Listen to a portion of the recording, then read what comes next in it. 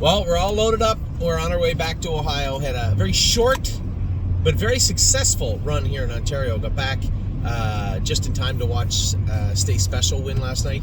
Now, for those of you who didn't notice, I thought she looked a little flat and then almost had her wheel torn off coming into the last turn. Finished the race on a flat tire, but still looked a little bit flat with reason. Scoped her after, and she had a little bit of mucus, but also a little bit of blood in there. The vet was on the fence. You know, the question you're going to ask about when there's that little trickle of blood, a 1 or a 1.5, and there's some mucus in there to really support that blood being there. The question to the veterinarian and obviously the conversation you have is, does this necessitate the Lasix program? And I left it up to the vet and to Dominic, but I would suspect yes, 100% in our experience, especially in the old days. I say the old days, back 5-10 years ago, and this is probably a good thing too. A lot of the cortisones have been scaled back out of horse racing. Now, the way you would treat allergies or inflammation in the airway would be mild cortisones, but you can't use very many of them anymore. So when you do see these trickles now, you got to think to yourself, you got to give the horse a proper amount of time to get over this. That's why the Lasix program in Ontario is 13 days, I believe, and in other places 5-10 days, whatever it might be. It's there for a reason. And it used to be that you could clean that up and help that horse out, but now you have to be so very, very careful. And with the reduction in cortisones at all, it's hard to do. Well, it's true. People have to understand this. No, this is your top 10 list. What are you talking about? I am informing our clients, but thank you for pouring cold water on my little speech. Killjoy. Well, it's just false are you late to go snowboarding somewhere with your glasses on? It's false advertising if you label this video top 10 and you spend 5 minutes talking about the Lasix program. It's 2 minutes and 8 seconds, and at least 20 seconds that where you'd be rating me with your glasses on. So Stay Special is long and the short of it, because Amy ruined it. Stay Special is going on the Lasix program. So yes, as Amy so rudely put it, this is our top 10 list. I wanted to talk about some horses that deserve being talked about. Now, the top 10 list is tough to do. It's a hard thing to do, to come with the top 10 list, because so many horses, especially this year, I guess in the previous years it always was a lot of horses, but this year in particular I find it very, very difficult, especially over the last week, to nail down just 10 horses. And as I said, in the 9 that didn't make it, I can see at least 2. I'm trying to interrupt her. Yeah, I saw you peeking over your green glasses. At least a couple of horses out of these 9 that didn't make it, I truly believe, will find their way not just onto the list, but into the number 1 position at some point, I believe. So, without further ado, because I hate to, don't you be peering at my list. I caught you again. That's twice. I'm not going to change it. Yeah, but you're peering. You're looking. We have our own top 10 lists. Amy got to look at everybody, same as I did. You know, we took into consideration, she went back and looked at some of the videos, as I did yesterday, preparing for our top 10 list. And I think, for the most part, fair is fair. These have to be horses that showed a lot this week. It can't be projections. It can't be, oh, this horse was great a month ago, so that horse should belong on the list. It has to be, this horse has to be good this week, right? And I think that's the best way to do it. These aren't projections. These are how the horses shook out this week, the week of February the 12th to 17th, 2024. So my number 10 horse, you know what? We'll start with your number 10 horse. Let's start with Amy's number 10 horse. Who is your number 10 horse? Gymboree. Gymboree, that is fair. Now, you'll note that in my past videos, I said horses that made a break weren't eligible. She did not on Tuesday. But she did on Friday. And not just Tuesday, but the week before, she mauled them. Now, she's one of my 9, and actually, she's number 3 because I think she herself could make it all the way to number 1. I think this is a truly, truly talented filly, and although I did not put her on my top 10 list this week, I actually was going to submit her more in the middle, and then had another horse that just fit the slot a little bit better. It was very difficult to do. I agree, Gymboree should be on the list. She's not on my list. I guess I shouldn't say that because it kind of ruins it. But I believe Gymboree is a filly, is a horse that could make it all the way to number 1. This is an extremely talented filly. But you can tell everybody about her Tuesday training trip and her break on Friday. Tuesday, she was exceptionally good, actually. She was really good. We videoed last week, I believe. And I think I gave her the exact same trip. Yep, she circled the field. Yes. Yesterday, I don't really know. She was a little bit running out a little bit on me the last 2 times I've gone with her, but really bad. And you had said the track was a lot harder. I don't know. It's very telling. She just did not have the same focus, and she just didn't do her work very well. I don't know. I'm just gonna run into you, I guess. Go ahead. Having said that, I know there are horses that behaved themselves Tuesday and yesterday that didn't make my list, but she trained so good the last 2 times that I couldn't leave her. Off. She was one of my last deletions, only because I truly believe, as I said, she could make it to number 1. She's a very, very nice filly. I love everything about her. Now, as Amy touched on, and I'd said to everybody, watching how they behaved yesterday on a much firmer track is very telling. This is some of the knowledge that we need, some of the information we have to gather. She's on the left, young lady. She's on the left line a little bit on the week before. The training trips leading up to Friday, she mauled everybody, was on the line a little bit. Then we come back on Saturday, she's on the line a little bit more and makes a break. And was acting a little agitated, if I'm not mistaken, in the warm-up to the training mile. So these all you take all that into account, and it sounds to me like we have a splint or a curb or something bothering her somewhere, and it was just exasperated by that firm track. So I like Febuary, and I certainly don't blame you for putting her at number 10. I did not put her at number 10. I got some Ontario horses on my list this week, and number 10 is Chicago Hall. This is a horse that I think very, very highly of, both the Hall horses. The day we bought them, I thought they were great buys. When we broke them, we've since castrated both of them, and I had no problem with that. That's fine with me. I just like the big, strong build of both of them and how they're both willing to do their work now. Gaslight Hall was good. He didn't make my top 10 either.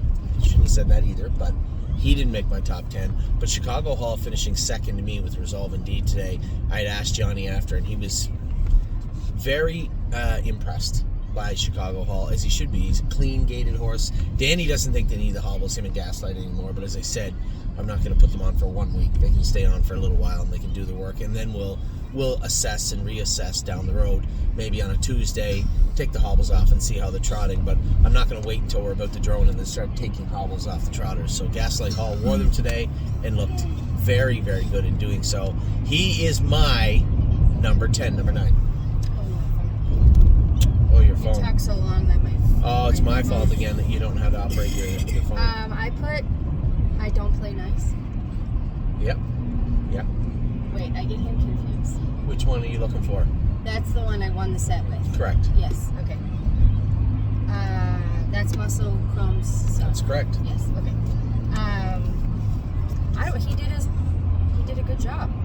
I think he's a good horse, and as I alluded to in earlier videos, I think he's a horse that is really, really going to impress us. The difference between him and a couple of maybe the long toms or the horses we had before is, the long toms that ended up being unimpressive really found their ceiling in July. Of Tom was one. Her fastest mile of her life to date was her first lifetime start, where she won in Scioto. Now, they do have similar needs, I find. I know you disagree with me. I do, because he is much more compact and he uses his gait more. She had more of a long-reaching gait. His power comes from behind. Hers was more distributed throughout the whole body, if that makes sense. It's not the same gait. Similar, it might look similar when you look at him go, but the way they use their body, the way they accelerate, they don't use it the same at all. Well, I don't find Troubadour and them to be at all the same. No, Troubadour is a bigger, stronger, he's like a miniature Clydesdale. Yes. And but he still feels a little quicker. He does get a little more pop to him, but this guy's got a little more action and a little more gait to put in him. Back when everybody was trying to go fast, I kind of really put this guy through the paces the one day, and he really sprinted on the end of it. I think he's a horse that maybe the flip-flops aren't for him anyway. As we get into April and May and the tracks start to soften up real good, we'll pull those flip-flops off a number of horses, and I think you'll be very surprised to see what I Don't Play Nice looks like when they get them off. So you like I Don't Play Nice. I love I Don't Play Nice. I can't give too much information. It gives away from my top 10. But I Don't Play Nice, I think, is a very, very nice horse. My number 9 is another Ontario bred, and this is Resolve Indeed. I almost put this filly a lot higher. She was making a lot of breaks the last time I came home. We put the hobbles on her, and within 10 minutes of having them on her body, she just felt like a different horse. Not the horse that I was told was making breaks and running in and running out, but this powerful, wiry filly that could just dance. And I went to go with her today. Danny said, "No, we haven't gone with the hobbles on her in a while." I said, "Danny, we have people watching their horses go today, and I'm sure that going in 250, there's no problem, but I'm not taking anything for granted. She's getting the hobbles on today." Put them on her again, and at no point in the mile did I ever think that there was a horse that could trot with her. And everybody touts Century Legion in the barn. This Century Legion, it flies, got a beautiful gait, big strong colt, and they go on and on and on about Century Legion. But I knew on a deeper track with Century Legion's gait, he might struggle if we really stepped on the gas coming out of the turn. And my job is not to coddle the horses.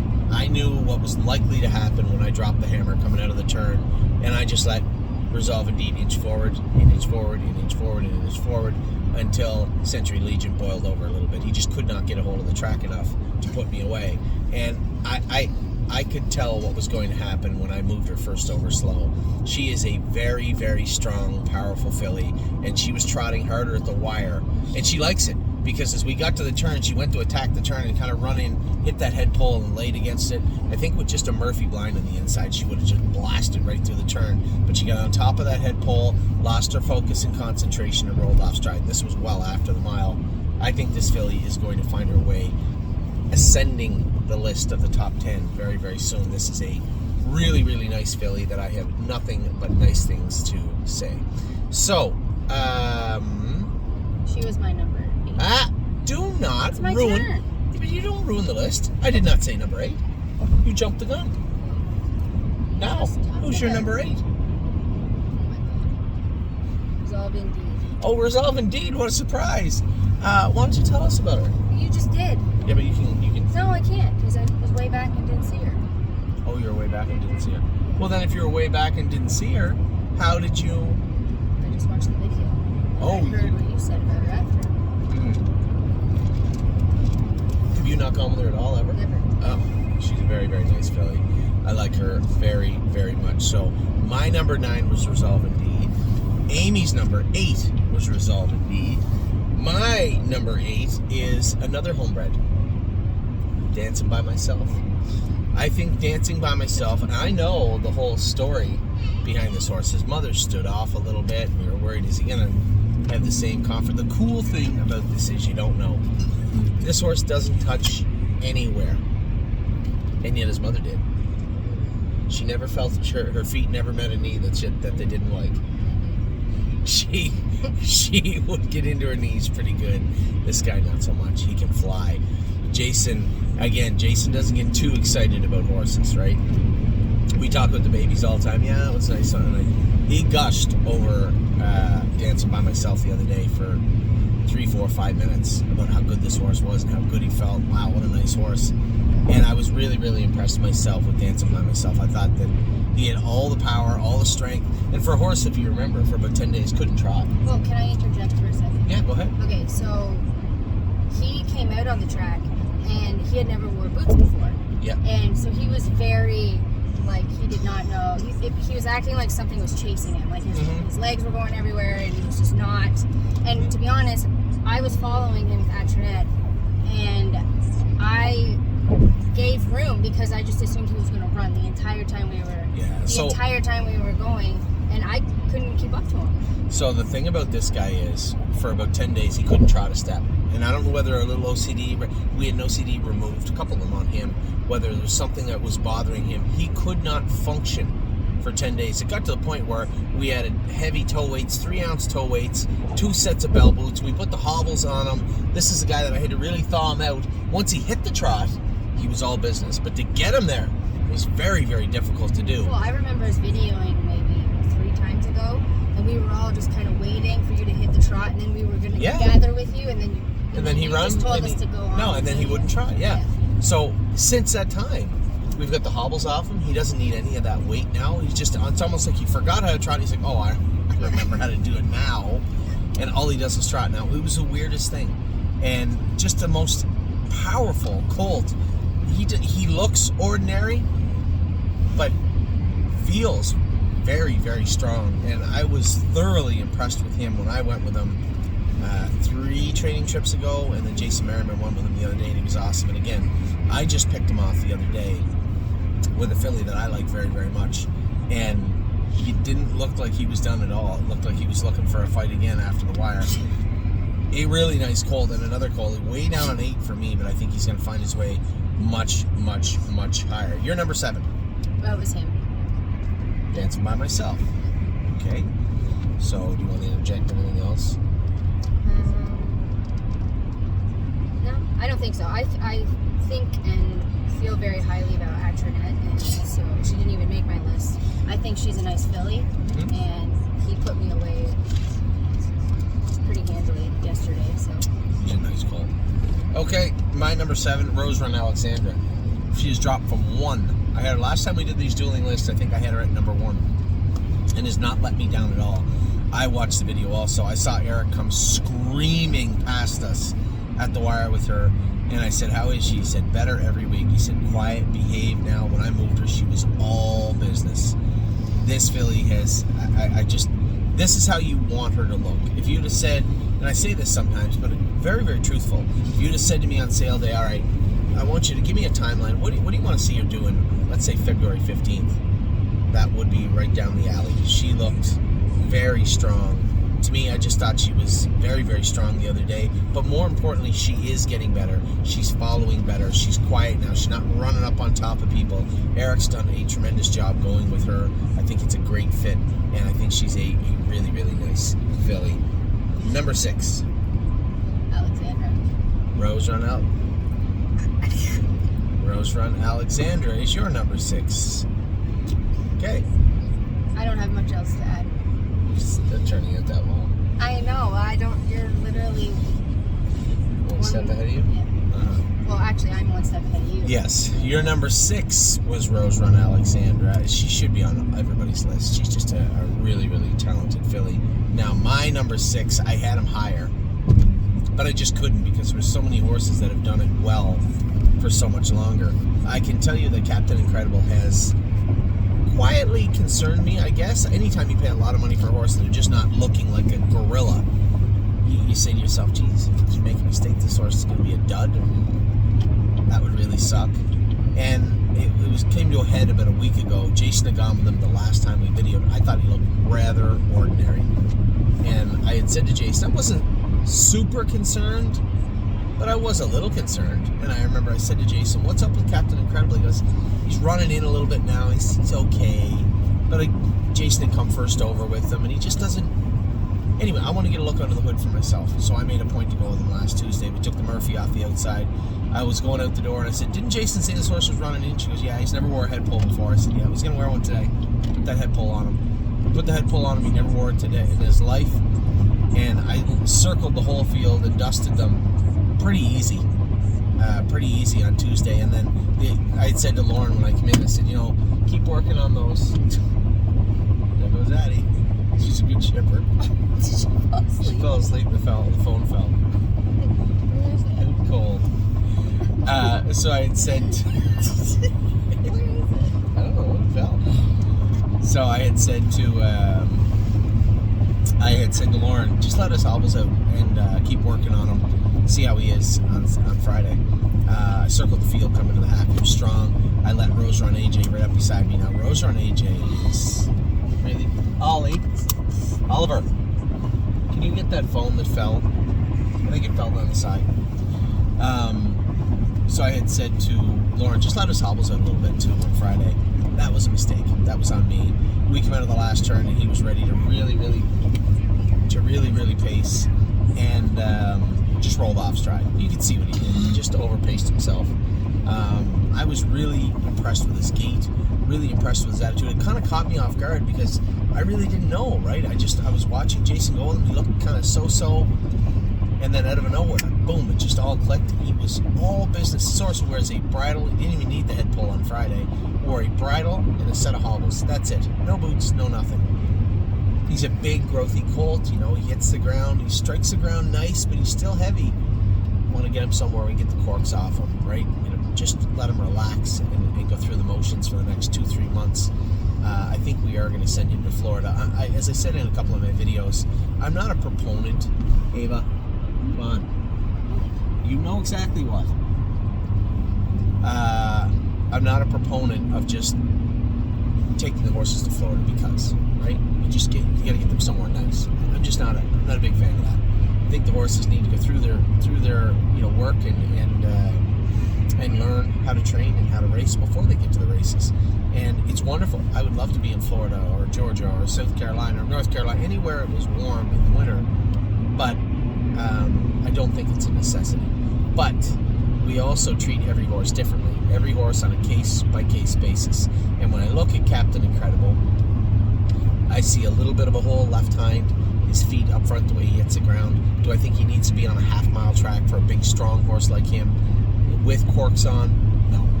I would like to see him in 4 steel shoes on a clay track for the next 2.5, 3 months. And I think in this case, this particular horse, it would go a long way for him, and that's exactly what we're going to do.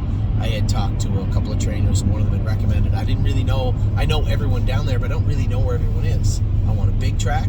I want a clay track. Spring Garden Ranch, a 1-mile clay track. Scott McEnany is stabled there. We're going to send this horse to him to finish off. I believe he said he comes home the end of April. Do we leave him with somebody else to go a few more weeks of work? That's a possibility. Or do we just take him home? Maybe go down to take him to Oak Grove and finish him off on the 5/8, knowing that his eventual stop, we have big hopes for this guy. And after what I saw Pickpocket, Memory and Imagination, and Arson do on that big track, that clay track last year, I'm more apt to just say, maybe we just leave him in Kentucky. And maybe that's exactly what we will do. A lot of questions still have to be answered when it comes to Captain Incredible. But one question I believe I answered for myself the other day is, very talented colt, very fast colt, exactly what we wanted. Now, we paid a boatload of money for him, but he's a nice colt. So there's the skinny, the entire package on Captain Incredible, start to finish, soup to nuts, where he was, where he is, and where he is going very soon. So he was my number 6. Who's your number 5? Green Glitter. Green Glitter. Oh, wow. She made it all the way to your number 5 list? She's only on there because I didn't want to listen to you. Oh. Oh, really? Imagine I didn't put her on my list. No, it's your list. You do whatever you want. No, you keep roughing her up and she keeps coming back and winning her sets. So. Stepping on wheels and getting flips in her face. She's getting the whole shebang. Falling off of her. I fell off the cart. She didn't fall off the cart. So tell me more about Green Glitter. No, No. It's your number 5. I insist. I just said she makes the odd mistake here and there, but she seems to always be still flying by everybody at the end. She is a competitor, and she's got a little edge on her still, and it's going to take some elbow grease and some spit and polish by the time we get to June or July with her. And I think it's the same thing I had said with someone else when it came to even like Steve's old horse, what's his name? Enzo Guayo. There's a horse that had all the tools, seemingly had them all, but just refused to put them in the toolbox the way I wanted. And when it came to racing, really didn't have that eye of the tiger, right? Really didn't have that killer instinct. And I don't know if Green Glitter has that combination of God-given ability, speed, talent, work ethic. I don't know when push comes to shove in July what she's going to do, but push is coming to shove in training, she always shoves back, and I love that about this filly. My number 5. That was your number 5. My number 5, Melisandre. It's pretty hard to make her higher than number 5 for me. I think she's been great. I love the fact Daniel sent me a message last week. So. I sent him a picture today of her with her. Did you? Like her ears could not be further back. I said, I heard you said she was a little sour. Yeah. Did he message you back? So this is a filly. She's got some attitude. There's no two ways about it. But when you make her do her work, and when you engage her, she is a very nice filly, and she can really trot. And Amy'd asked me why I possibly would move her 3 wide when I did. It just felt to me like she was becoming a little complacent, a little bored in the training mile, and I wanted to open her eyes. I wanted to wake her up, and I wanted to get her on the bit and moving forward. and it didn't take a whole lot. I got her out in the 3-wide path and tapped her on the tail, and she was airborne. She was all business from there on in. What I like the most about her too, I let the other horse. She sits at the bar right up beside me, and I can tell her I was just waiting. I said this in video the other day. I was just waiting for her to kind of want the bend, right? You'll see the horses do that sometimes. I don't mean throw their head. They'll just be going along. You got a good hold of them, and they just kind of, they want to bounce forward. And I just waited for her to ask politely. And as soon as she did, I just gave her a head again, tapped her on the tail, and she marched all the way through the lane. She was very impressive. What I liked about her, she trotted well, she trotted square, and she trotted strong all the way through the mile. And that's all you can ask at this time of year. For the horses that we have any money, a lot or a little, tied into, I think they impressed me. The horses that you say, need some work. There was no horses that I would just say, that horse is just not a nice horse. Everybody is at a different place, right? Everybody is in a different place in their training. We have groups.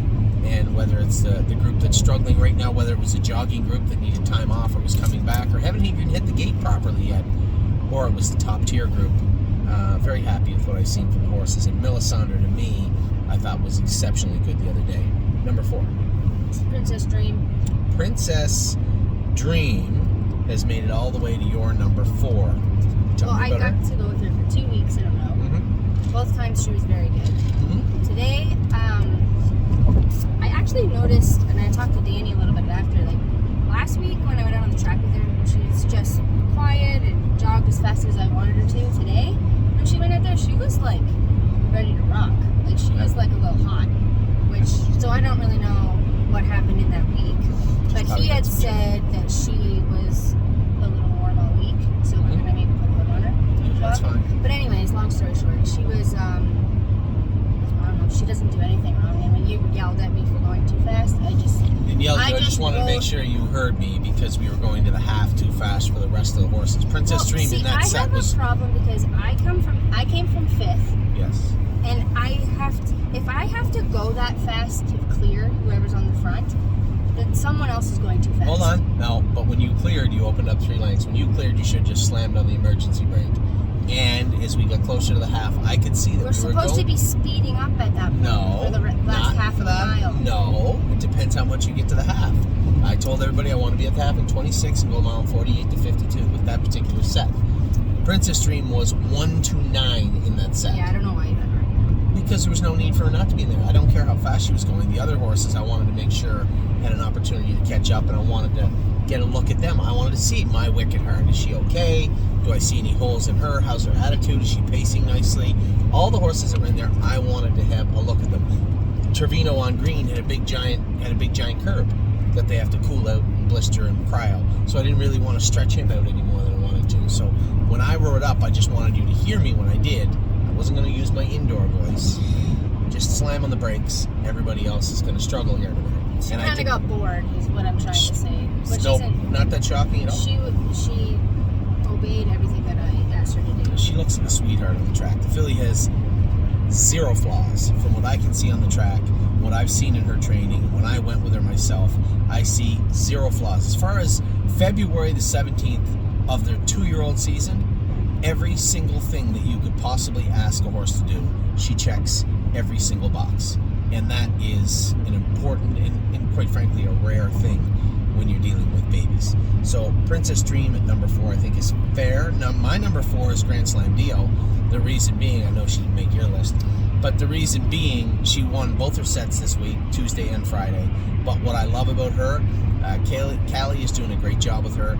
She had an OCD removed before the sale, left hind. We had the vet go over her. He didn't think there was anything needed. I think there was an old OCD, a small one somewhere. They said, leave it alone, it's not worth coming out. And then when I trained her, when it was really hard, say around Christmas time, when we were really starting to just for the first time push them, I thought I did see a little bit left hind, maybe a little bit left front. She would carry that left line a little bit, but when she ran in, she'd make a break. So I was always watching her.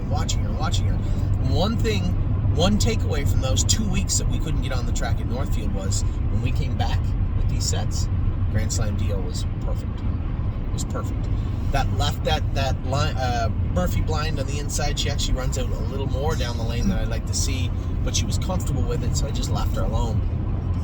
I was thoroughly impressed with Grand Slam deal the last two. What I love about her is she understands her work, and that's important. And for horses, the earlier they understand that, the more work and effective work you can put into them. And Grand Slam Dio was making breaks. Remember Scotty? She was going to kick everything to pieces when he went with her. Now she understands it. When I moved her the other day, she was all business, and I love to see that from those fillies. Although she's amongst the mix, she's in the mix of the better horses. I love the way she understands her job. So an easy number 4 for me. Forget about her. She's a forgettable filly. I mean, she was only my top pick from Kentucky, and I go there all the time. I can see how you can forget her. Her only propulsion, Up Your Dio's sister. There's a multitude of reasons you can forget her. But I find her, Glitter, and Aunt Lily could interchange spots. Sometimes, any one of those 3 fillies, I think they're all going to be really great. Yeah, and they're all in different jurisdictions. Yes. Well, you're probably going to see. I don't even know if you're going to see Grand Slam Dio make it to New Jersey. After the luck we had just staying away from New Jersey with the New Jersey and Kentucky breds, it wouldn't bother me a little bit. They just follow the same trend that we went with Pickpocket last year. Who else thinks that way, though? Well, I don't really care who thinks that way. It doesn't matter to me. If your horse is good enough, it doesn't matter how you think. Yeah, but if it's easier to stay in New Jersey. My take on that is important. So this is my take on that. If you're a New Jersey trainer training on the East Coast, you're more apt to go to the New Jersey Sires than the Oak Grove races. Right? It just makes no sense. Yeah, it makes no sense. For me, I would like Pickpocket last year. Raced in Oak Grove. Then we gave him, 10 days off at Kentuckiana. Then got him ready for Kentucky. Raced him in Kentucky. And then opted for the British Crown where Arson and the other colt went to Corbin. I love the circuit. And when it comes to, we know what kind of a buzzsaw New Jersey's going to be. Listen, if we have a killer, if Grand Slam Dio's training down and she's just, threw the bridle and qualifying fantastic and looking amazing, okay, then we can have a discussion. But if I'm just talking about a really, really nice horse, I'm more apt to just say, let's just hang out in Kentucky like we did last year. I like it. So that's where I'm at. What's wrong, Ollie? I can't hear you. Thank you for that. Thanks for the update, Smokey the Bear. What? Well, if you keep reminding me how fast I'm going, we're going to be there slower. Can you get an update and see traffic at the border? Just look for border delays. So, Grand Slam Dio, obviously a lot of questions and a lot of discussion ahead of where we're going to start them, where they're going to race. But if you ask me, February 17th, I'm thinking maybe we just stick to Kentucky. It's a very good possibility. So your number 4 was who again? Princess Dream? Yes. My number 4 is Grand Slam Dio. Who is your number? No delay for Nexus Line. Good. 14 minutes for regular. Who's your number 3? My number 3 is Memento Mori. Memento Mori. He looked. Yeah, he's a likable horse. I had him locked in behind me. Yeah. Antoinette just didn't have. He was flying at the wire. Yeah, if you watch that video, he is gone around the turn by the paddock. I think we're doing right, and especially Jason Merriman's doing a great job with this horse. He sat really nicely. Well, with that bit on, yeah. He hates him too quiet. I told him I don't want him picking the bit up. I don't want him getting hot for any reason. I like him like that. We did come to an agreement and put the hobbles, the head pull, and the Murphy blind back on him. But I think the horse is a much, much better horse now, and truly impressed with him. Now, I will put a little spoiler in. I didn't put him on my top 10 list. So honestly, even if you watch, I think he finished. If you're around Memento Mori, you know his family, you know his history, and you know what he's done over the last 5 weeks. As Zora said, I believe he was number 1, but if he wasn't, he will be. He was number 1 on my list. He will definitely be number 1 at some point again. I think the horse has got an enormous amount of upside. I think he's going to have a tremendous 2024, and I think Jason Merriman's doing an awesome job with him. But this was this week, and I didn't put him on my list. And I could have. I didn't want to say that. He was one of my last X's. But I don't blame you for putting him on at number 3. I think he could easily be a number 3. I like him a lot. Anyway, any more you want to add about Memento Mori? No, but he was probably the only one on my list that got on my list from not either winning or set or doing something fantastic. I just have a soft spot for that person.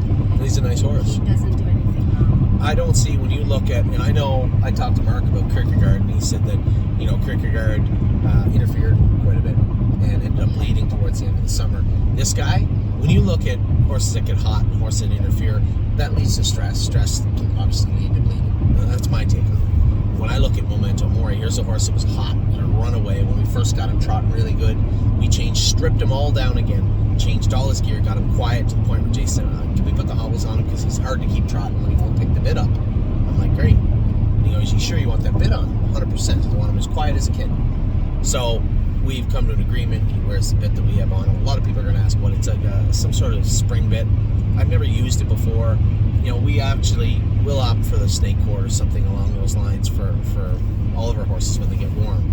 But this horse would be hot with the snake cord on. And I went to change a bit. I actually asked Buck Holler. I went over to borrow a bit one day. I was going to get a crescendo bit and put it on him. He said, I don't have a crescendo bit, but I got one of these. I'd never worn one before. I never had one on a horse. And Memento Mori was the first horse we put it on. And it hasn't walloped. Actually, it was the first horse that wore it. And he still doesn't respect it very well, but Memento Mori does. And since he's been quiet, he's getting better and better and better and better. I just don't see how he's not going to be a nice horse this summer for us. And we have options with him. New York or Kentucky, whatever we want to do with him. I think he's a really, really nice colt. Now, my number 3 is Princess Dream. I think Princess Dream has... it was funny because when I bought this filly, there was a very long discussion with a number of people in our inner circle, so to speak. She's bred close. She's inbred. She's bred very close. And I thought my take on the breeding was simple. She's by muscle mass. The second dam is also by muscle mass, which is super tight, right? And I think if I'm not mistaken, Steve said the inbreeding coefficient was like 36, right? I think it's and Muscle Chrome's baby that we thought was close is like 12. 15, yeah. I think, yeah. So it is, but when you look at the breeding aspect of it, you're going to have the filly who's a Muscle Chrome, then the second dam, then another muscle mass. Then you're going to have the second dam, who would be her mother now, who's not. And then the third dam would be by muscle mass. So her foal won't be. No, exactly. And that was my take on the breeding. Now, as far as the filly herself, she's had 3 siblings. All 3 siblings, to my knowledge, raced in the Breeders' Crown. Warwi, yes, is a 3-year-old, right? Warwi Michelle, who was a world champion last year, won the Breeders' Crown as the favorite and was dominant. And then testing, well, if I'm not mistaken, raced as a 2 or a 3-year-old, maybe both, in the Breeders' Crown. I'm not positive. There's no point. It's not a trivia question.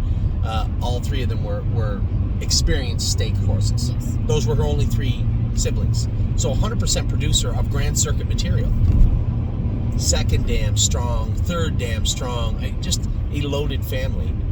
And I think, if I'm not mistaken, we bought 3 muscle masses, and all 3 of them were well below what I thought we would have to pay for them. Every year, there appears to be a sire that just gets underappreciated for whatever reason, and it never used to be muscle mass.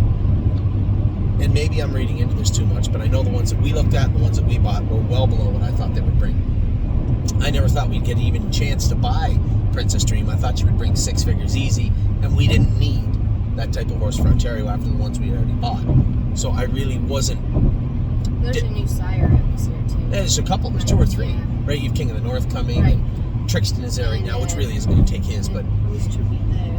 Green Manalishi, yes. So I think it just kind of spread out. 100%. So the market just, as Amy said, she might be right, just diluted a little bit.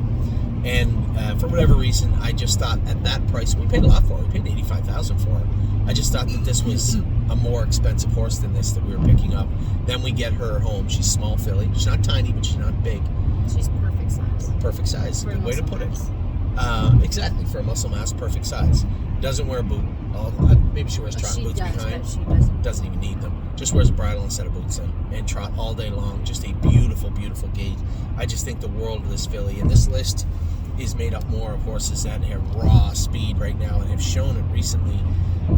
And it will change. My list will fluctuate quite a bit over the next coming months. And every year it does, especially because we have so many horses.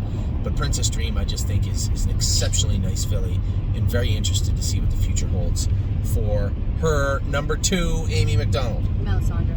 Melisandre made it all the way to number 2. Tell us all about Melisandre. Well, we already talked about her. The day that I went with her last time on the video, she was horrible. Yes. She was... A little cranky. She was very cranky. I think Melisandre knows when it's time to go, and when it's time, she thinks it's time to play. She might have pulled the wool over your eyes a little bit. A little bit, but you did, we added weight to her. Yes. We put boots on her. Yes, that's true. These things all play a role. So all these things did play a role. You're right. I'm not just saying it was certainly a driver change helped, but there were other factors at play. I also blistered her, and she was very unhappy about her skin soreness. Well, nobody wants a blister, but still, I get it. There was a lot goes into it, but that's again. Anytime you can derive information from a poor training trip that will help you point a horse in the right direction, then it's very helpful.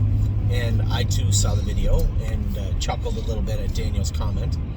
I find though these chimpanzees, and we have 3 fillies. Little scowly. Oh my goodness, Yeah. they have the same bad habits, mannerisms, but when they are like ready to like work. Yeah, they can all fly. I couldn't throw a blanket over them. Yeah, they're really, really nice horses. I like the chimpanzees, and I love the ones that we had. And I was very happy, too. I wasn't pleased with Melisandre's training trip when you went with her. And then I went with her on the Tuesday. I said, nah, she's getting better. Add some toe weights and bell boots. We'll be fine. You blistered her. We put boots on her. And then when I worked her the other day, it was like she was looking to do her work the other day, which is always nice, right? Sometimes you get the horses that just not having a good day or a good week, or maybe they're interfering, or maybe they've splints or curbs bothering them. But when they're firing on all cylinders and they're looking to do more work, that's always impressive. And I found that with Melisandre this week. I don't blame you for putting her at 2. She's a nice filly. My number 2, though, is your number 5, and your number 5 was my number 2, and that's Green Glitter. Now, Green Glitter isn't perfect. She still can have attitude. I took her to the back the other day. She ran for no reason well at the back and then caught up, as Amy said, and makes up for it, atones for her mistakes. But you're not going to get away with that in racing. So from now on, I will start her the same way until she learns to follow perfectly. There are going to be some horses this week. We're away this week. I had an opportunity to speak on fractional ownership at Harness Horsemen's International, Harness Horse International. I forget what it is. In Florida. They invited me to come down and speak and flew us down. So I was happy to do that, both for the stable, but more importantly for the industry and for other trainers trying to start smaller fractional ownership outfits. So we're gone away this week, and there's a number of horses that have just been so good and working so hard that maybe just a week of jogging will help them, and Green Glitter will go on that list. I asked Callie, she said she doesn't eat all her hay and forage as well as she should, which is good that she notices that.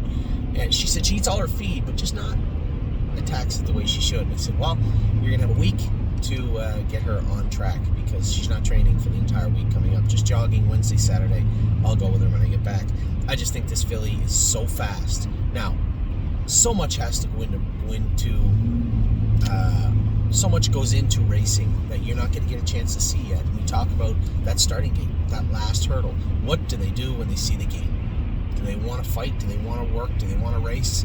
Or do they just go out and say, that's enough for me? And some of them do. There's nothing you can do about that. And Green Glitter is going to have that opportunity the same as everybody else if she stays sound. But I can tell you one thing. Speed, not going to be an issue with her. Work ethic seems to be present. So there appears to be a really good horse growing in there. And hopefully we can foster it and turn her into some sort of champion. That would be wonderful. But I think number 2 for Green Glitter, just on what she's done and what she's capable of and what she's shown already, was an easy number 2 for me. And could have easily been number 1. Did make that break, did act up a little bit, so I did put her at number 2. Your number 1. Rose Run AJ. Rose Run AJ. So you can tell everybody about Rose Run AJ. This video tells it enough. He's fast, but what else? Close. Well, he's been training really well as of late, but I just kind of remember where he's come from. Mm-hmm. And Scott did say he was one of his favorite horses that day. That is true, but leading up to the open house, it was like this horse didn't really want to pace all the time. It's so weird. His gait, his attitude was kind of, and he just doesn't. That horse just doesn't care about. Like, he goes out and does that, but he doesn't care. He just goes out and does his work, and he doesn't care. The Pacers are totally different from the Trotters. I love training the Trotters down, but the Pacers will let you down sometimes because they don't come forward the same way. Like Captain Incredible looked rather ordinary. Pelican Owl, rather ordinary over and over again. They did okay, but geez, I'd like to see more. And then all of a sudden, one day, they just snap. And they just come out swinging. And that's what I saw from Captain Incredible. And again, when we're talking about Pelican Owl, Eric told me this week that he was awesome on Friday also. He was thoroughly impressed with him, which is great. That's great feedback, and it's great that the horse is doing well. And, with Rose Run AJ, he also was my number one. Yes. I really, it was hard for me, like country dancing. I think she's a really nice filly, but she's got some stuff issues to work through. All these horses got little things, but when you look at Rose Run AJ, he's not perfect. No. There's a horse that makes noise training. We've been trying to get to them. It the other day, and you heard him a little bit, but when he went by me and get up alongside me, I didn't hear anything. But I yelled at him to go because he yelled around me. They didn't have the snake cord. He said, "Can you hear him?" And I said, "Yes," and so he moved them. Yeah. But like Holman, he was like slingshot out of the. He was flying, and it's weird because we've scoped Rose Run AJ 4 or 5 times now, and you can't really tell you why he's making that noise. It certainly doesn't show up on the track with no volume. You can't see what we're hearing, what we're noticing, and we're working on it. We've changed his bits around a number of times, and he's getting better. You can tell the way. Just watch the way he finished up his mile.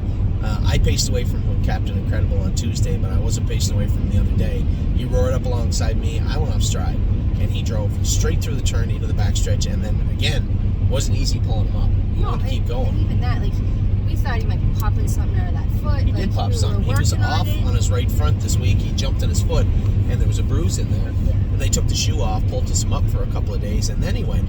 So, at some point, our belief is, I want to believe if there's no redness and no swelling in the palate area, if there's nothing that shows on scope what we can hear on the track. Usually when horses are making a little noise, you'll see redness, pimples, some swelling in the palate area, maybe an ulcer. These are things that come, that go hand in hand with those noises that we can hear. And it's not that he's roaring, for those of you that are horsemen out there, it's not that loud roar.